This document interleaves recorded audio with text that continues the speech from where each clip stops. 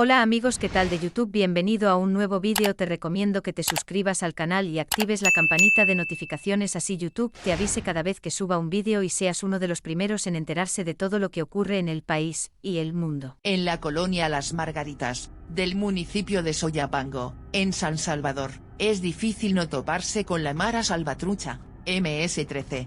Casi cualquier cosa que los habitantes quieran hacer en su día a día está relacionada, de alguna forma, con esta pandilla. Si una persona de esa colonia de más de 15.000 habitantes quiere comprar algo tan básico, tan cotidiano, como gas, deberá comprárselo a la MS-13, cuyos miembros distribuyen los tanques de 50 y 100 libras por todas las tiendas de la zona. Si esa persona quiere comprar pan, también deberá comprárselo a la pandilla. En la colonia hay al menos 3 panaderías de la MS-13. Hay otras panaderías, pero la harina con la que fabrican el pan también lo vende de forma exclusiva la MS-13. Lo mismo ocurre con el transporte. Si una persona no tiene vehículo y quiere salir de Las Margaritas, tendrá que utilizar uno de los taxis de la pandilla o subirse a los buses de Ruta Pública 41D o la Ruta G, que son extorsionadas de forma sistemática por ese grupo. En caso de que este habitante sí tenga vehículo, tampoco escapa al negocio de lo que ellos llaman las 2 letras. Si es motocicleta, lo más fácil será llevarla a uno de los 3 talleres de la pandilla, y comprar en ellos los repuestos y los aceites. Si tiene carro, se verá obligado a pagar mensualmente $10 estadounidenses por concepto de parqueo, y $15 estadounidenses si tiene camioneta o camión. Esto con los negocios ordinarios, los supuestamente lícitos. Pero si un habitante desea fumarse un puro de marihuana después del trabajo, tendrá que ir al final de uno de los pasajes y comprárselo a un MS, como se les conoce a los pandilleros. Lo mismo si quiere fumar una piedra de crack o hacerse una raya de cocaína. Si sus necesidades lúdicas no son tan pesadas, y simplemente quiere beberse una cerveza fría en su casa, esa cerveza la vende la MS-13. Este es el segundo artículo de una investigación de 3 partes, MS-13 y Co., que examina cómo la MS-13 evolucionó desde sus modestos comienzos hasta convertirse en una potencia empresarial con inversiones en numerosos negocios, tanto legales como ilegales, en todo el Triángulo Norte. Este capítulo muestra cómo la MS-13 gobierna casi todos los aspectos de la vida diaria en la comunidad de Las Margaritas, al igual que docenas más en El Salvador. La omnipresencia de la MS-13 llega a tal grado en Las Margaritas que incluso el agua envasada que compra la gente, porque no hay agua potable en los grifos, también la vende esta pandilla. Ellos controlan todo. Incluso si hay problemas de violencia dentro de las casas es prohibido llamar a la policía. Se tiene que hablar con ellos y ellos resuelven, dice una mujer mayor, integrante de una de las asociaciones vecinales de la colonia. Esta mujer ha vivido en esta colonia desde su fundación, ha visto a la MS-13 pasar de un grupo juvenil de esquina a una mafia todopoderosa que controla su vida, y la de miles de habitantes de Las Margaritas. Hatch es un expandillero de la MS-13. Tiene más de 40 años y se considera a sí mismo parte de la primera camada de MS en El Salvador. Ciertamente es un pandillero de la vieja escuela, y fue uno de los miembros fundadores de una de las clicas de esta colonia. Después de ser uno de los hombres más importantes de su pandilla, Hatch decidió unirse a una facción disidente e intentó derrocar a los MS más poderosos de El Salvador. Sobra decir que fracasó. Ahora, después de haber estado 21 años en las prisiones, Hatch es un objetivo codiciado por la MS-13 no solo por su intento fallido de revolución, sino por ser dueño de los secretos de esta pandilla que se volvió mafia. Hablamos en un bar de media luz, uno de esos lugares donde suelen reunirse parejas que necesitan discreción, en algún lugar de El Salvador en algún momento de agosto de 2021. Hatch mide y calcula todo lo que hace. Sabe de la sentencia colectiva que sobre él ha impuesto la MS-13, y por eso me pide que nos sentemos en un lugar desde el cual, según él, sería fácil saltar una valla y escapar. Si llega el mesero, calla, si el hombre viejo y gordo que corteja a su joven acompañante se levanta, Hatch le ensarta la mirada hasta perderlo de vista. Si saco algo de mi mochila, Hatch acompaña mi mano con la mirada y tensa el cuerpo, como hacen los gatos antes de dar un salto. Se relaja al ver que es una libreta o un lapicero, pero se vuelve a tensar cuando el hombre viejo y gordo regresa del baño. Tiene la actitud de aquellos animales que son presa y depredador al mismo tiempo. Hatch explica que en las margaritas la jerarquía de la MS-13 es clara y bien definida. Existen 3 grandes clicas o células: criminal mafiosos, big gangster y big racis. Esta última es la clica de Hatch. Hay otra clica pequeña, con un nombre ostentoso, pero sin mucho territorio: el oscuro mundo. Las primeras 3 son clicas fundadas en El Salvador por deportados de la MS-13. Se trata de grupos con ilustre historia y gran ascendencia dentro del mundo pandillero. Cada una de estas clicas controla un sector de la inmensa colonia, y cada una tiene su propia estructura de mando, su propio líder, o ranflero, y su propia base social. Vea también, Blue, la historia del primer terrorista de la MS-13. En este esquema no hay espacio para pandilleros indecisos y participantes tibios. Desde que alguien expresa su intención de pertenecer a la pandilla, todo es para adelante, nunca para atrás. Todos son parte de un mismo cuerpo. Es la lógica de las hormigas, donde no es tan importante el individuo como la colonia, y donde el sacrificio de un miembro vale la pena si es en función del hormiguero. Pandilleros de la MS-13 en San Salvador, 2002. Foto, archivo personal de Antonio Mendoza. En la parte más baja de esa cadena están los paros, personas de la comunidad que hacen favores a los pandilleros. Dependiendo de la naturaleza y de la frecuencia de los favores, puede ser paro o paro firme. Luego siguen los postes. Estos son, generalmente, adolescentes que aspiran a convertirse en pandilleros y buscan hacer méritos para ello. Su trabajo consiste en situarse en cierto sector de una colonia, observar y reportar todo lo que suceda en dicho sector. Son los ojos de la pandilla. El trabajo de poste es un trabajo complicado, porque van por turnos y es como que usted tuviera vigilantes. Simplemente debe estar con la vista abierta día y noche, con sol y con lluvia, dice Hatch. Estos muchachos hacen turnos de hasta 12 horas continuas, observando y reportando todo tipo de cosas, desde el paso de un vehículo extraño hasta la entrada de un convoy policial. El poste quiere ser pandillero. Y cuando el poste tiene ya una mente bien desarrollada o nace de él o alguien le dice bueno, y vos así vas a andar toda la vida, ¿por qué no pedís ser chequeo?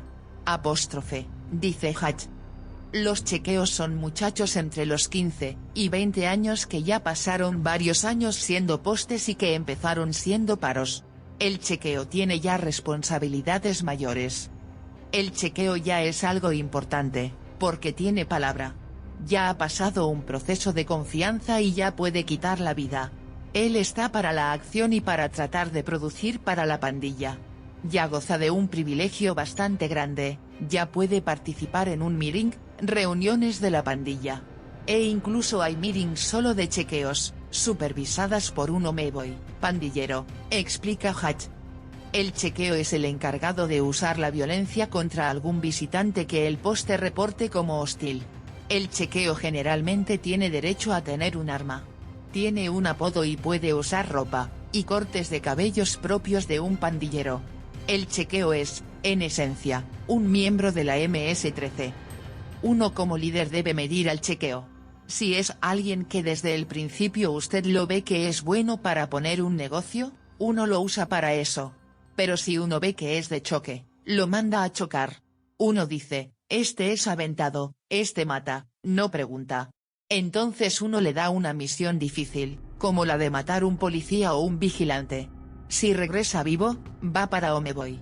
Si hace la misión y lo matan, será recordado como alguien que dio la vida por el barrio, dice Hatch. Al chequeo uno lo brinca. Brinco es el ritual para volverse Homeboy o pandillero oficial, o, si uno ve que ya sabe mucho de la pandilla, y que ya anduvo mucho tiempo y que quizá pueda representar algún riesgo, mejor lo mata y lo entierra.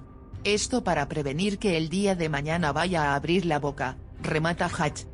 En este esquema, cuando un chequeo se vuelve Homeboy, ya lleva, al menos 6 años siendo parte de la estructura.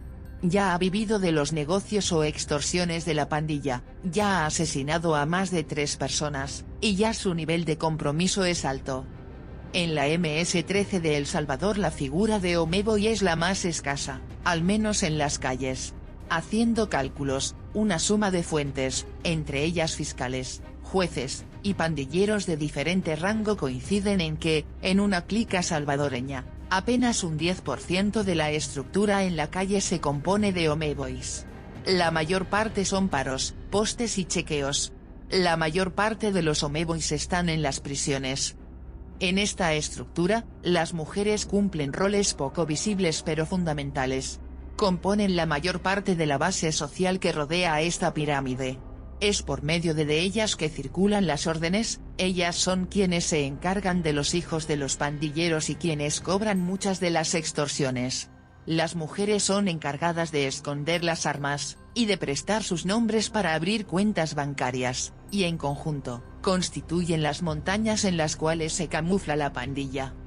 Las mujeres en la MS-13 son importantes, pero no son protagónicas. En los peldaños superiores de las clicas de las Margaritas, y de todo el país, están los jefes o ranfleros. Estos son los hombres encargados de organizar y dirigir. Usualmente son 2 por clica, uno en la calle, operativizando la vida como una especie de gerente, y otro dentro del sistema carcelario, entendiéndose con el jefe en la calle para organizar la vida de un puñado de muchachos, y de todo un sector de El Salvador. En cuanto a las figuras de Omeboys y ranfleros, podemos decir que se han debilitado mucho en los últimos años. Las medidas estatales para cortar la comunicación entre la cárcel y la calle parecen haber tenido efecto. Desde 2016, las cárceles, en concreto las que albergan pandilleros, son más herméticas y menos porosas, y salvo los grandes acuerdos de la pandilla con el gobierno, la mayor cantidad de decisiones que toma la MS-13 recae en los muchachos de la calle. Según varias fuentes, tantos oficiales como pandilleras, esto representa uno de los cambios más profundos en la MS-13 de los últimos. La guerra contra el Estado dejó a algunas clicas tan debilitadas y con tan pocos pandilleros consagrados, que hay decenas de clicas que están siendo dirigidas por chequeos de menos de 20 años. La mafia que nació pandilla. Hatch no recuerda mucho antes de la MS-13. Era un niño pobre de Soyapango, que asistía a una escuela pobre y tenía padres pobres. Nada memorable que recordar. A principios de los 90 llegaron los pandilleros deportados, y acabaron con las pandillas barriales que dominaban el municipio. Muchas de estas pequeñas pandillas se extinguían cada mes, y sus dominios y miembros pasaban a ser parte de la MS-13 o de Barrio 18, la otra gran pandilla californiana que llegó a Centroamérica. En esos años, la MS-13 no era otra cosa que un grupo de hombres jóvenes que venían deportados desde la ciudad californiana de Los Ángeles, Estados Unidos. No hacían gran cosa, fumaban hierba y reunían a los muchachos del cantón para hablarles de Los Ángeles, la ciudad del futuro, y para predicarles sobre la MS-13. Hatch se metió de lleno. Se zambulló dentro de esa pandilla nueva y moderna sin mirar a los lados. Apenas 2 años después de conocer al primer MS recibió el honor de ser brincado, según me contó. 12 Omeboys lo golpearon en turnos de 4. Luego recibió un ataca, apodo, y el yo se convirtió en nosotros. Y ese nosotros era fuerte en Soyapango y en El Salvador. Hatch entró a esa lógica del hormiguero. Ahí conoció a Mauricio Solano, uno de los cientos de MS deportados en el primer lustro de los 90. Solano fue miembro fundador de una pequeña pandilla barrial de los años 80 conocida como los Cona porque defendían el territorio de la colonia Los Conacastes, de Soyapango. Ahí era conocido como Betegan. Mauricio Solano era más grande que el promedio, y desde muy niño mostró un gusto por las peleas, las cuchillas, la marihuana y la calle. Su familia, buscando sacar al muchacho del mundo de pandillas en que se había metido, y salvarlo de un posible reclutamiento de parte del ejército o la guerrilla, decidió enviarlo, a mediados de los 80, a Los Ángeles.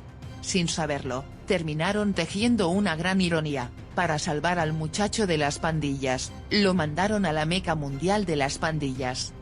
Mauricio Solano fue uno de los primeros MS. Entró a la pandilla cuando el grupo aún se consideraba a sí mismo un conjunto callejero de aficionados al heavy metal satánico. Ingresó cuando los ritos y reuniones aún se hacían en cementerios y cuando la MS, sin el 13, era poco más que un problema local de la policía. Su nombre en la pandilla fue Ozzy, por Ozzy Osbourne, el cantante británico de Black Sabbath, uno de los primeros ídolos de la pandilla, y entró a la clica de Coronado Little Chico, de la South Coronado Street, a 2 cuadras del Parque MacArthur. Ozzy no solo fue un matón. Fue de los primeros en tatuarse la cara y, dentro del mundo pandillero, fue un visionario. Después de 3 años en la cárcel del condado de Los Ángeles, Ozzy de Coronado regresó a El Salvador en 1991. A diferencia de la mayoría de MS deportados, que consideraban casi una maldición regresar al país del que tuvieron que huir, Ozzy de Coronado vio una oportunidad.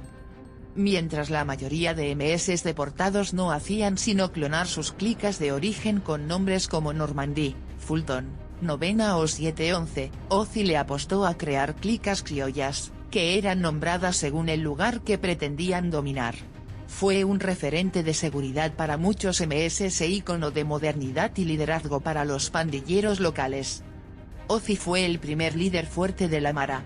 Todos lo mirábamos a él para tomar decisiones porque él traía todo el respaldo de las clicas de allá, Estados Unidos, y traía credenciales, dice Hatch. Al menos 2 decenas de MS entrevistados en los últimos años coinciden en que, a principios de los 90, si había que señalar a un líder de la pandilla en El Salvador, los dedos apuntaban hacia Ozzy. Este pandillero se paseó por los barrios salvadoreños brincando jóvenes y fundando clicas. Así nacieron las 2 primeras clicas de la MS-13 en El Salvador, y tal vez las 2 primeras en ser fundadas fuera de California, las Zanzibar Locos y los Harrison Locos del barrio San Jacinto de San Salvador. Eran células pandilleras que ya no respondían a los pandilleros de Los Ángeles. Estas células autónomas absorbieron el conocimiento, y la cultura angelina pero no sus directrices. A esta autonomía, a esta especie de independencia pandillera, se le conoció como Movimiento 503. Esos números son el prefijo para marcar a El Salvador, así que les pareció una buena idea para señalar a un movimiento pandillero cuasi nacionalista. Pandilleros de la MS-13 en San Salvador en 2004. Foto, archivo personal de Antonio Mendoza.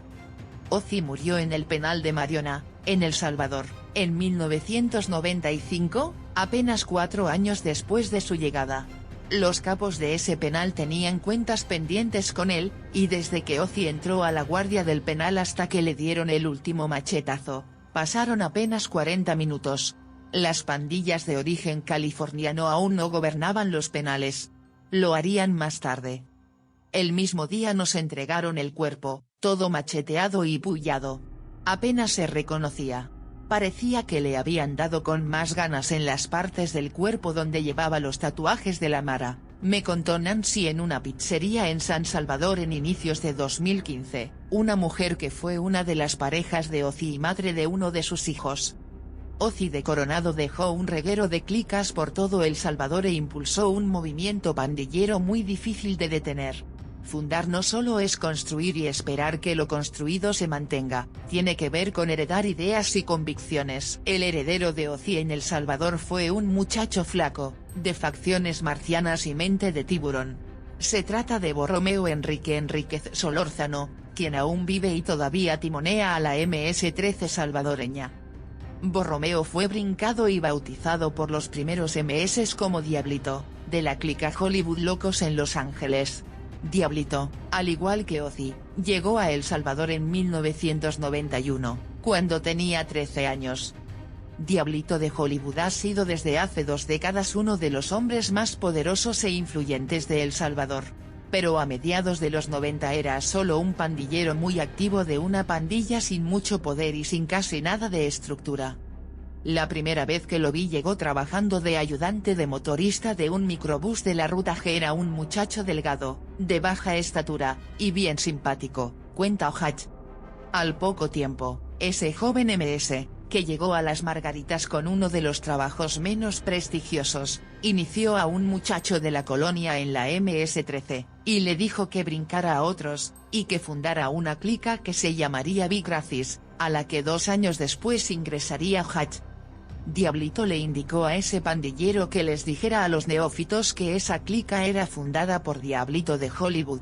Así, de la misma manera que las bolas de nieve se despeñan por las laderas, Diablito fundó clicas por todo San Salvador y el occidente del país. La MS-13 hizo entre los jóvenes lo que hacen los virus muy contagiosos, esparcirse. El origen del negocio. A mediados de los 90, la MS-13 no era una salida económica para los muchachos. Al principio, de los 90, nadie extorsionaba. No existía eso. Más bien cada pandillero tenía que llevar una cuota. Nosotros le dábamos 100 colones cada domingo a la clica. Al que no los llevara le caía un descontón, golpiza de castigo, y los debía para el siguiente domingo. Si no los llevaba, otra vez a descontarlo y así hasta que se les quitaba la vida, dice Hatch. En otras palabras, la Mara no les daba un mejor estatus económico o mayor comodidad a sus miembros. Era más bien un reducto donde los muchachos buscaban obtener prestigio, respeto, pertenencia y familia. Así lo confirman decenas de testimonios de pandilleros veteranos, y así lo registran las primeras investigaciones académicas sobre las pandillas salvadoreñas, como la Universidad Centroamericana, UCA, en El Salvador o el Programa de las Naciones Unidas para el Desarrollo, PNUD. Los escasos estudios de esos años apuntan a que los niños y jóvenes buscaban en la pandilla una especie de refugio, una familia. Y tanto los veteranos de la pandilla como esos estudios de los años 90 coinciden en el alto grado de solidaridad y apego que se profesaban entre sí esos primeros pandilleros salvadoreños. Nosotros en esos años sí nos metíamos en secuestros, robo de vehículos y vendíamos mota, marihuana, y piedra, crack, pero poco. La onda era otra, era cliquear con tus homies. Había hermandad, no había dinero, dice Hatch. En el año 2000, Hatch fue capturado y condenado por una lista larga de delitos, entre ellos varios asesinatos. Ahí empezó su periplo por los penales salvadoreños en donde los pandilleros eran parias. Los capos carcelarios, al mando de numerosos ejércitos de bandidos, los relegaban y maltrataban. Ser pandillero no era, en absoluto, algo de lo que se podía presumir dentro del mundo carcelario. Los pandilleros eran criminales. Pero criminales sin dinero. La MS-13 era algo así como una estructura proscrita, y casi esta nueva estructura, creada en los penales, no solo les permitió organizar mejores atentados contra sus enemigos del barrio 18, sino además concebir una organización que resultara rentable. Desde la cárcel, los líderes de las clicas diseñaron el sistema, y enviaron directrices a los homeboys en la calle para que las ejecutaran. Hatch fue uno de esos líderes. Él les pidió a sus subalternos en la colonia Las Margaritas que elaboraran listas de todos los negocios lícitos e ilícitos en la colonia y los alrededores, junto con el nombre y teléfono de sus propietarios. Con esa lista empezaron a extorsionar. La cárcel llamaba, la víctima pagaba, la calle recolectaba el dinero y la cárcel administraba lo recolectado. Era un sistema circular. Los primeros en ser extorsionados fueron los vendedores de droga. Era fácil, puesto que estos, en su mayoría, no tenían forma de enfrentar bélicamente a la MS-13 ni podían denunciar ante la policía. Los siguientes fueron los empresarios de buses, y luego casi todo aquel que tuviese un negocio dentro de los territorios de influencia de la Mara. En el año 2002, la clica de Hatch, los Big Racis, ya empoderados por un flujo constante de capital producto de las extorsiones, comenzaron a buscar dónde invertir. Hatch decidió que se montarían 3 bares en Soyapango. Además, compraron 4 pickups Toyota Hilux en subastas californianas y los revendieron en El Salvador. consiguieron comprarle droga a la clica de Acajutla Locos, una clica que se especializó en hacer robos de droga a las narcolanchas que van hacia México con mercancía, y se armaron lo suficiente para mantener a buen resguardo todo lo ganado. Así lo cuenta Hatch y lo certifican varias investigaciones fiscales en curso. Los Bicracis cocinaban esa cocaína y la volvían crack. De esa forma, en menos de un mes, 1 kilo retornaba, como mínimo, $15.000 estadounidenses. Esto le permitía a la clica incorporar más chequeos y dominar más territorio.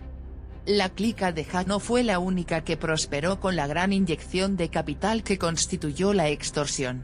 Muchas más clicas buscaron sus formas de negocio. La MS-13 maduró. Pasó de ser ese refugio de adolescentes en busca de respeto, que retrataron los académicos de los 90, y se convirtió en una mafia. Una mafia de pobres, pero una mafia al fin y al cabo. Perseguir a la mafia. Hasta hace algunos años, su trabajo consistía en perseguir a los mafiosos a través de su dinero, saber dónde y de qué forma lo lavaban, lo invertían y lo gastaban. Sin embargo, desde hace 6 años, sus objetivos comenzaron a cambiar. Su presa actual es la MS-13. Fiscal es un hombre hablador, una de esas fuentes a la que se le hace una sola pregunta, y hablan solos y ordenados sobre los temas que te interesan. Fiscal es franco a la hora de hablar, no se anda con muchos tecnicismos, y tiene la asombrosa y única habilidad lingüística de meter una grosería cada 3 palabras. Mira, cabrón, esos hijos de la gran puta de la MS, a la hora de invertir y hacer negocios son la mera pija, dice Fiscal. Fiscal investiga concretamente a un conjunto de clicas muy poderosas, y económicamente activas, del municipio de Soyapango. Este conjunto de clicas opera en Las Margaritas, y una de las clicas es aquella que fundó Diablito de Hollywood y dirigió Hatch, Bicracis. Según Fiscal, las clicas de Las Margaritas han comprado 136 vehículos en un lapso de 2 años, los cuales usan como taxis y en plataformas de transporte como Uber. La mayoría de las clicas de la MS-13 tienen este negocio, pero no en esta envergadura. Fiscal cuenta lo que ya explicaba Hatch, la MS-13 está presente en cada negocio de Las Margaritas. Pero él crea que la pandilla no solo se ha colado en la mayoría de los negocios del municipio sino que tiene como tablero de inversiones a todo El Salvador. Y Fiscal no es el único que se enfrenta a la nueva ola de negocios de la MS-13.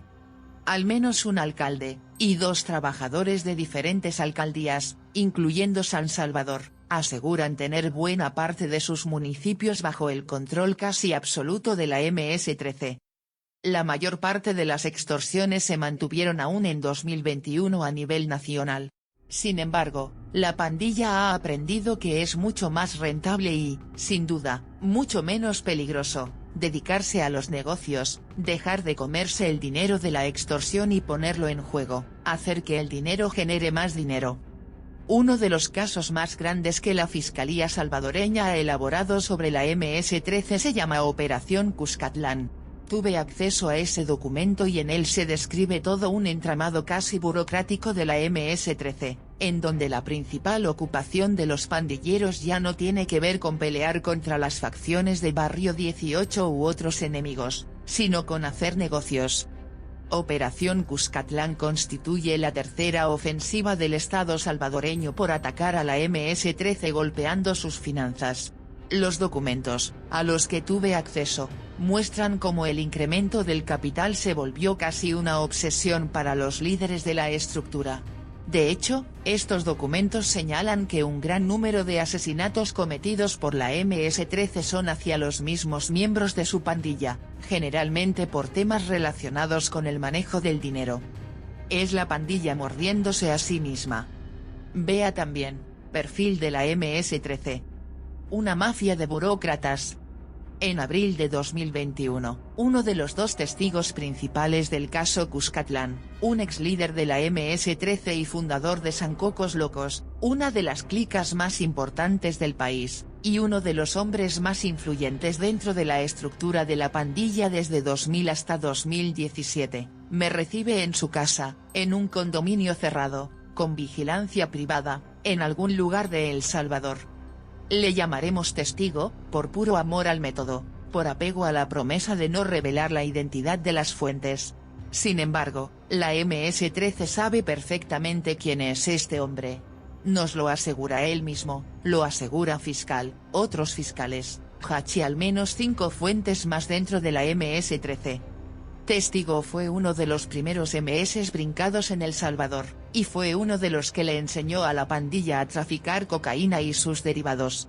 Él estableció rutas de tráfico, aprendió a contactar y negociar con traficantes guatemaltecos y locales, enseñó a otros cómo se cocina la cocaína para convertirla en crack y así sacar mejores réditos, y estableció, en la primera década de los 2000, un sistema de negocio en el que los MS eran los principales clientes de la MS-13. La droga la compraba la clica en kilos, pero luego se les vendía a los Omeboys en onzas, para que ellos la vendieran toqueada, por porciones, y sacaran su cachada, tajada, también, dice Testigo. Testigo fue miembro fundador de la Ramfla, el grupo selecto de hombres que dirigieron a la pandilla por casi 20 años desde los penales. El mismo que ahora lidera Diablito de Hollywood.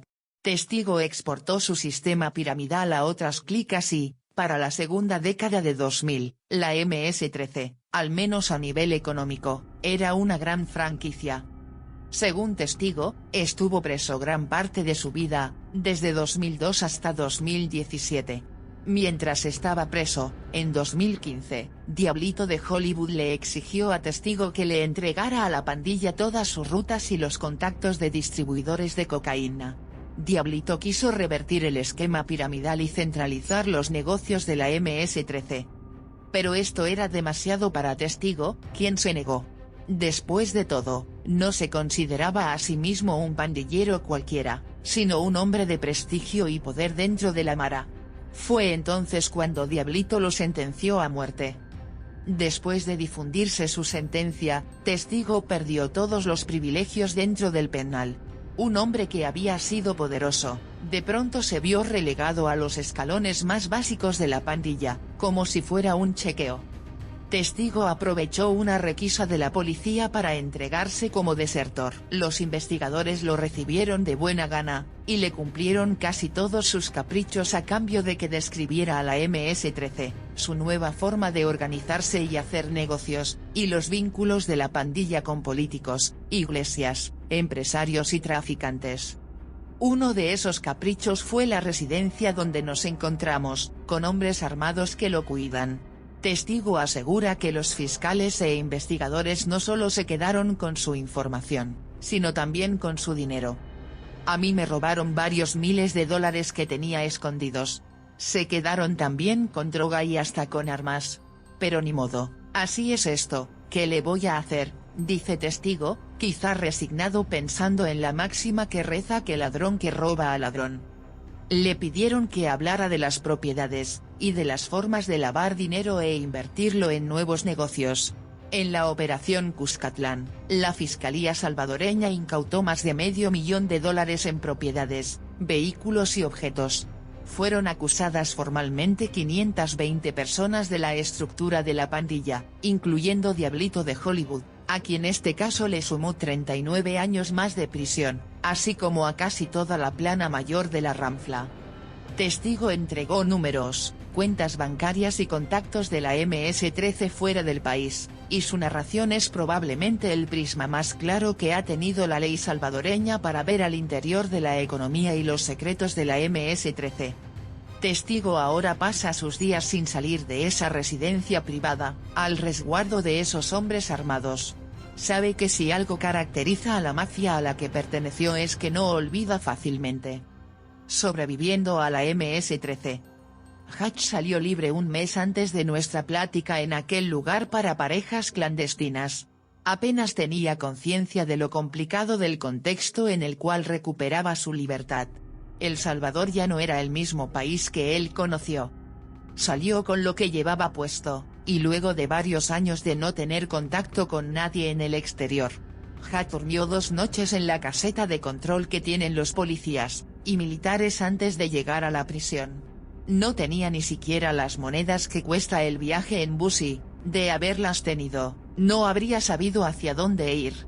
Un huérfano en todas las acepciones posibles de esta palabra. Sin familia.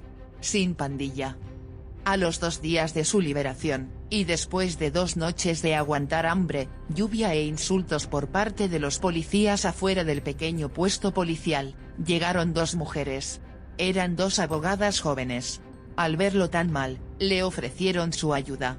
Dijeron que habían llegado a buscar a otro preso que salía en libertad, pero que se confundieron de fecha. Le dijeron a Jaque, ya que estaban ahí, podían ayudarle, y le ofrecieron la ropa que sería para el otro preso, comida y un aventón hasta San Salvador.